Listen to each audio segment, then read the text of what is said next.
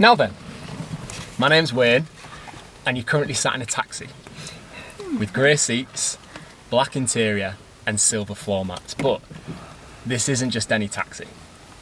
This is my dad's taxi. He's called Steve. Say hello, Dad. Now then. Hi, Steve. Now, my dad's not a performer. He's a taxi driver. He's helping me out on this performance, so you should probably make him feel like he's doing a proper run wherever possible. You're sat in my dad's taxi, about to embark on a performance journey through the streets of Hull, a city that my 6-year-old niece says is renowned for ice skating classes, cinemas and sweet factories. But on this journey, I'd really like it if you could try to see beyond the familiarity of your surroundings, beyond the bricks and the wood and the metal and the paint, to the potential of all your past experiences. Is that all right? Yeah. Brilliant. Let's begin. I'd like you to look out the window, across Nelson Street, and imagine that there's this boy, and he's walking. Dad, can you start the engine, please?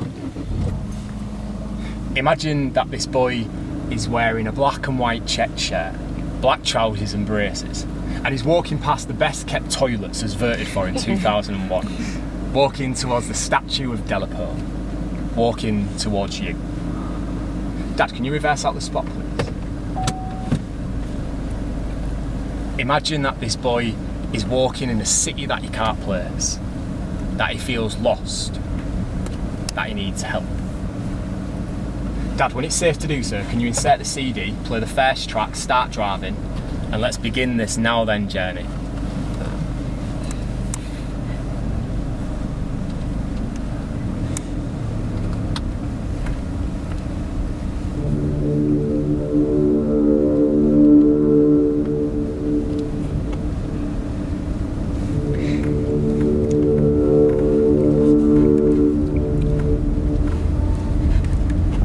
Cream telephone boxes, the number 43 bus, singing in City Hall, spinning barrels, swimming in the dock outside toilets, climbing frames, swinging across the drain, foggy mornings, double roundabouts, helium balloons, back-to-back houses, fairy dolls on sticks, absolute quiet.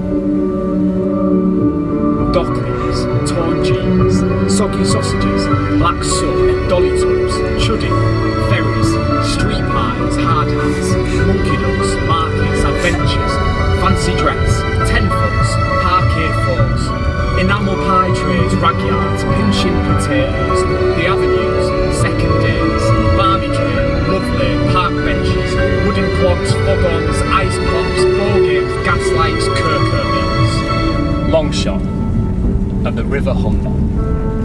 The air is still, the water is bright blue and the sun is forcing its way through a haze of fresh morning fog. The camera pans across and over the bridge with the city alive in the background. Cut to extreme long shot, tilted crane of Hull from above. The camera begins zooming slowly as the river moves out of view. Looking out of the window to a scene that you've seen before. It's the same familiar street, same familiar buildings, same familiar cars, same familiar sky.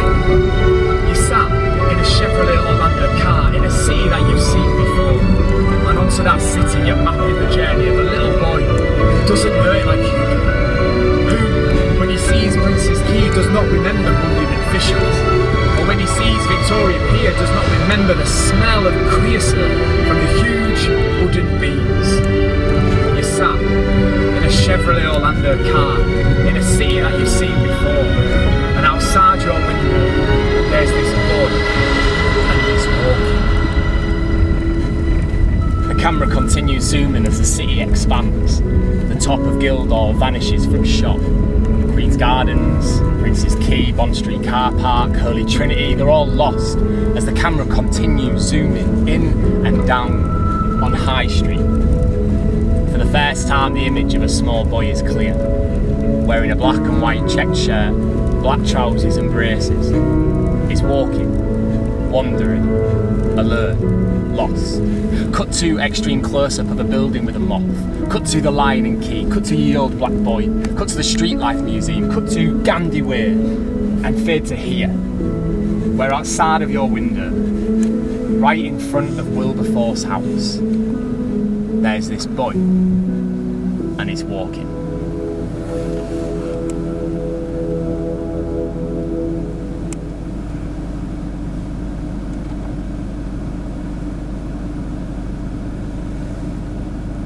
In 1660, that house was built for Hugh Lister. William Wilberforce was born there in 1759, a year you remember as Annus Mirabilis, or Year of Miracles, following a string of British victories during the 7 Years' War. Outside of your window, there's this little boy, wearing a red and black check shirt, black trousers and braces. He's walking past the White Hart pub after coming out of Mears Crossroads with the 2 give way signs, but he's not sure that he's turned the right way. Everything seems unfamiliar to him. There's a feeling growing in the pit of his stomach that tells him that something is not quite right.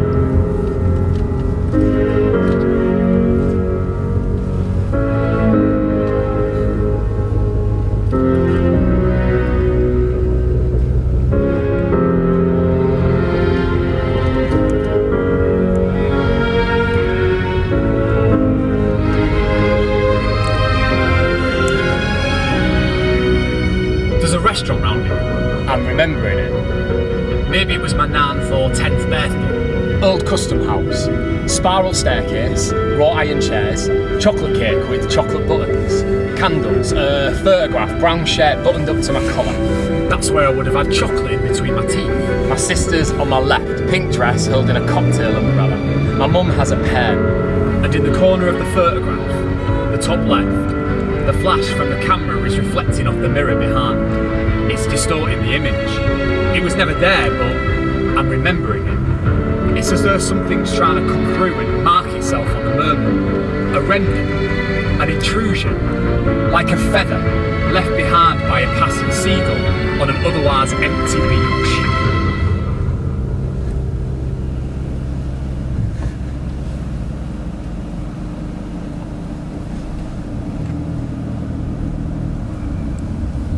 June 1950, the world was at war.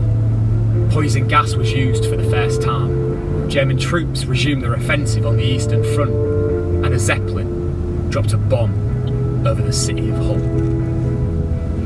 June 1915, the sky was opened, the clouds were split, and a bomb was in silent freefall 53.7 degrees north, 0.33 degrees west, directly above Holy Trinity. But you remember that in June 1915, the wind changed, and you remember that the bomb drifted off course, and you remember that the church was saved. Outside of your window, there's this little boy, wearing a brown and black check shirt, black trousers and braces. He's walking past the looming outline of Holy Trinity. This building feels different to the others. This one feels like it could be his. But as he reads the sign outside, that tells him what he should call the building. That tells him how he should use the building. That tells him why the building should be important to him. The hazy images of his memories of the building fade out of focus.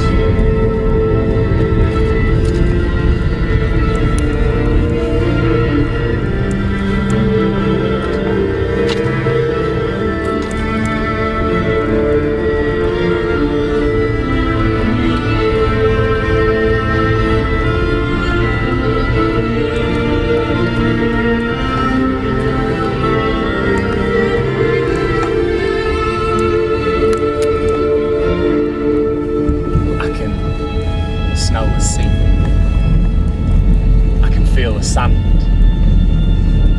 I can hear the seagulls. I've just built sandcastles on Withensea Beach and I'm searching for feathers. This could be the dead end. This could be the end of the road. This could be the point where everything just continued the same. This could be the place where everything was forgotten. Or this could be the turning point. This could be the time of change. This could be the moment when a taxi driver opened his door with the engine running and the outside flooded in. This could be the moment when you really stopped and you really looked and you really breathed and you really remembered. This could be the moment when you remembered the archway and the brickwork and the black window frames. This could be the moment when you remembered being in your city, your huge, echoing, pulsating city. Feathers to stick in the top as decoration. There are 3 sandcastles, 1 feather on each.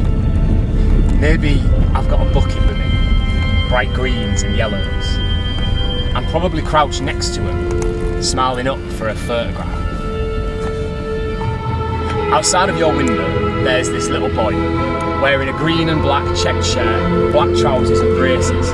He's walking past Holy Trinity and straining to recognise its significance. He tries to see beyond the tower and its arches, beyond the stained glass windows. He tries to see the possibility of something else. Perhaps the narrow metal steps of the splashboard, the gnarled old trees around the school field, or the ceiling rafters of bomb buildings.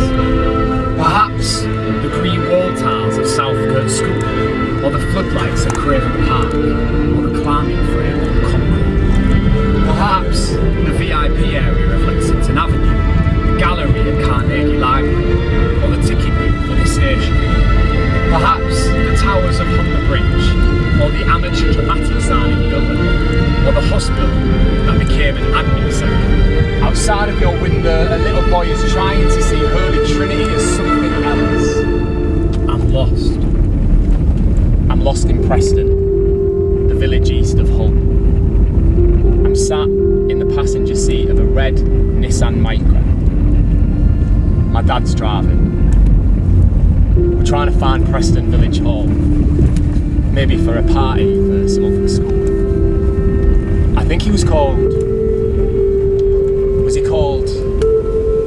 I can't think of his name now. Maybe I've got an invitation in my hands. But we can't find Preston Village Hall. We've been driving up and down the streets. I don't know how many times we passed the Village Institute, I'm not quite sure. The first time, we pulled into the car park, but it was all in darkness. My dad would have said something like, Tell you what, let's have a ride round, see if we can see a party going on. after about 15 minutes, he said, Well, son, I'm sorry, I don't know what to do. It's okay, Dad. Just take me home. What we didn't know was that Preston Village Hall was actually in Preston South, and Preston South was actually in Heddon. Now they've put up a sign saying Preston South just as you come into Heddon on Hull Road, but then I remember being lost.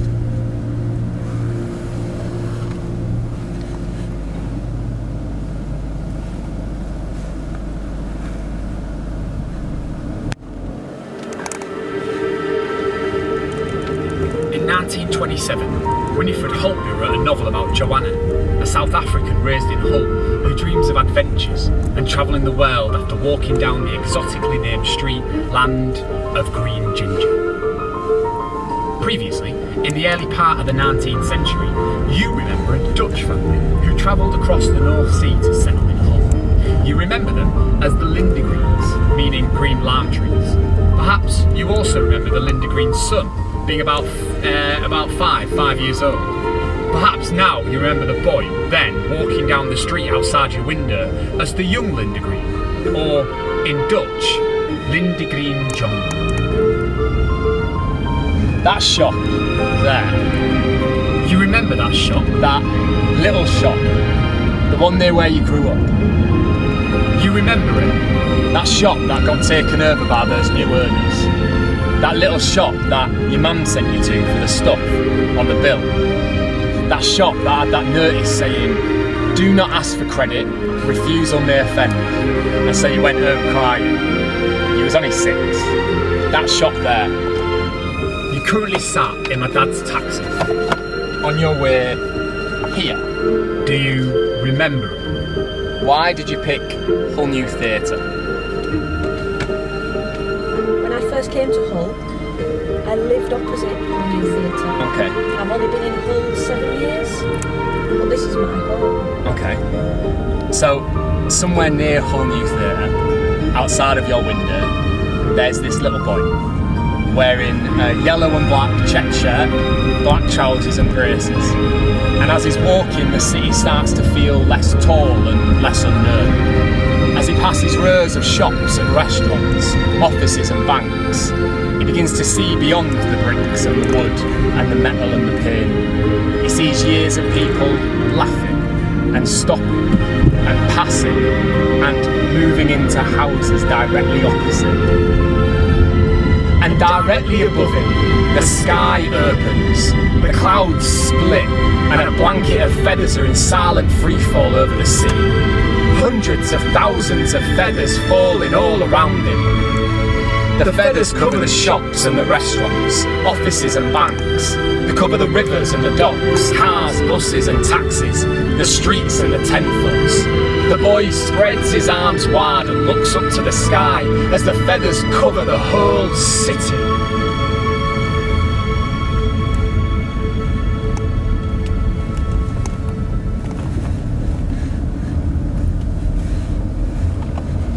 Attached to your programme is a feather on a string with a card and pen.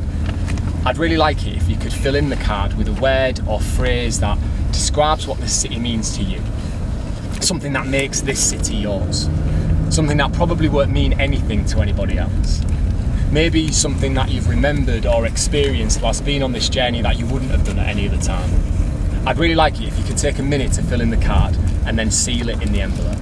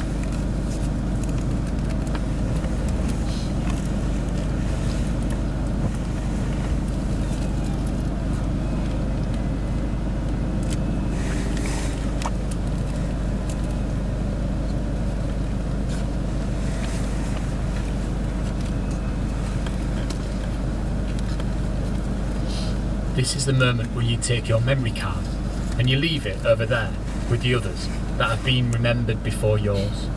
This is your memory. This is your remnant. This is your mark on your city.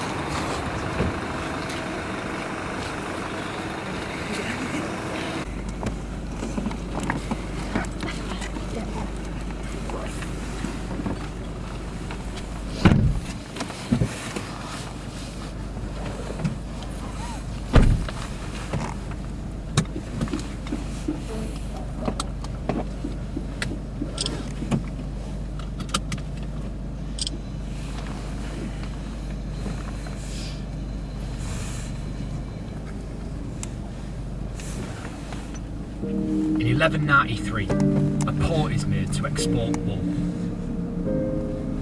In 1279, the king acquires the port and renames it. In 1642, King Charles is refused entry to Kingston upon Hull.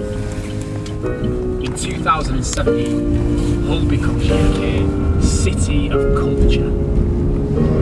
Outside of your window, there's this little boy wearing a black and white check shirt, black trousers and braces, and as he walks, the city sparks with the stories of his footsteps.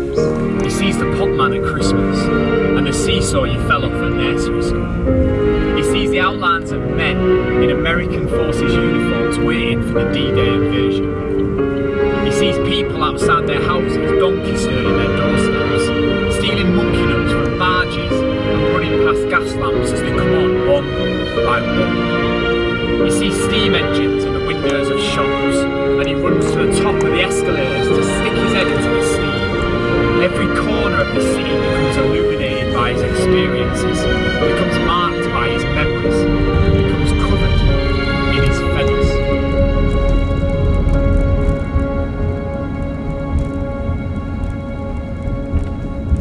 My granddad used to work down Queen's Alley. I've got a lot of memories that my mum told me about.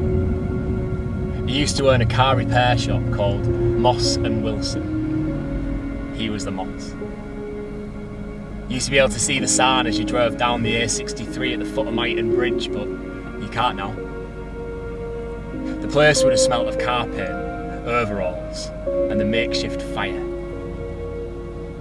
He had a car jack that my sister and I used to stand on, and he'd raise us up by pumping the handle up and down. When we reached the top, which seemed really high at the time, he'd twist the handle, and with a release of air, we'd come down. I think that's right. That's what happened. But I can't be sure. After my granddad died in 2005, my mum said that a medium once told her that finding a white feather was a sign that someone from the other side was letting you know that they were there. An intrusion. A reminder that someone had once been. A remnant. A marker from someone that had once experienced. You remember that Jack sold anything and everything from the back of his van and he made Victor Meldrew look like Mary Poppins? Do you remember a fry of fish? You remember making burgies and pinching the wheels off a Silver Cross pram because they were the biggest? Do you remember alders? You remember saying any gum chum and selling your shorts to the rag and burn man for a balloon? Do you remember chip spikes, Dover Sole, Fordyke Stream and buying your first house? You remember the monkey at Barnstone Street greengrocers and collecting waste paper? Do you remember getting covered in soot, crusts folded in half, and the dimples on glass bottles? You remember people taking trams like people go on aeroplanes these days? Do you remember singing at City Hall, sneaking under the fence at Boothry Park, and the sound of the ship's hooters on New Year's Eve? Do you remember?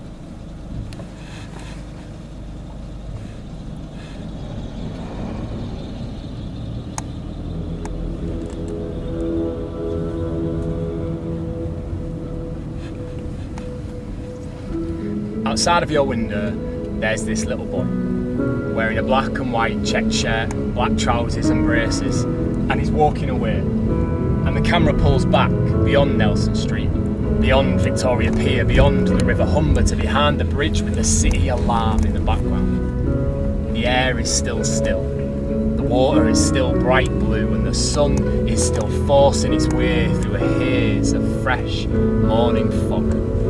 And now there's just this man, remembering this boy walking through this city. In a checked shirt, dark trousers and braces. And as the buildings become mirrors that reflect back on him, he remembers his home as a city full of stories. This is the moment when the engine stops. When in 2017 you finish a journey in a taxi to remember your city. This is the moment when you arrive at your destination. This is the moment when you remember your now as it becomes your then. And you remember your then as it becomes your now.